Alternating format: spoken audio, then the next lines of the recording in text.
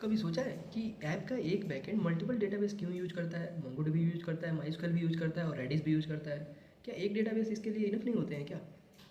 तो अब बताता हूँ क्यों यूज करता है। देखो होता क्या है, क्योंकि बैकएंड में हर डेटा का नेचर अलग अलग होता है और उसका वर्क भी अलग अलग होता है, इसीलिए हम डेटाबेस भी अलग अलग लेते हैं। मतलब प्रॉब्लम अलग अलग तो डेटाबेस भी अलग होगा।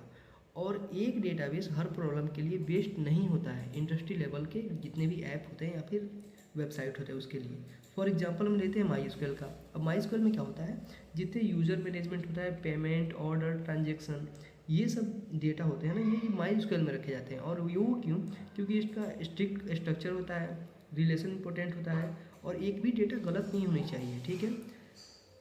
तो इसीलिए इसकी कंसिस्टेंसी जो होता है बहुत ही ज़्यादा होता है। इसका स्पीड थोड़ा सा कम होता है as compare to the other database.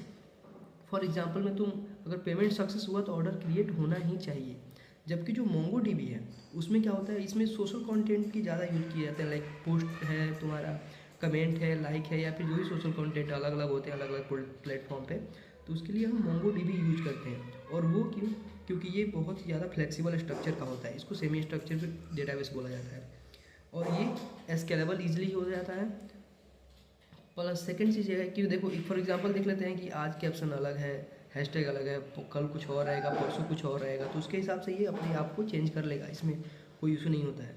पर यहीं पे माईएसक्यूएल है, इसमें तुम ये स्ट्रक्चर डेटाबेस होते हैं, इसमें तुम सेमी स्ट्रक्चर डेटा नहीं रख सकते और माईएसक्यूएल में सेमी स्ट्रक्चर डेटा रख सकते हो। अब आती है बारी रेडिस की। अब रेडिस में क्या होता है, रेडिस को फास्ट डेटा ट्रांसफ़र करने के लिए रखा जाता है। इसमें स्पेस बहुत ज़्यादा कम होता है लेकिन इसकी स्पीड बहुत ज़्यादा होती है। लाइक तुम्हें ओटीपी चाहिए, लॉगिन सेशन चाहिए, जो भी फ्रीक्वेंटली डेटा है वो लेना है, तो ये बहुत ही फास्ट काम करता है।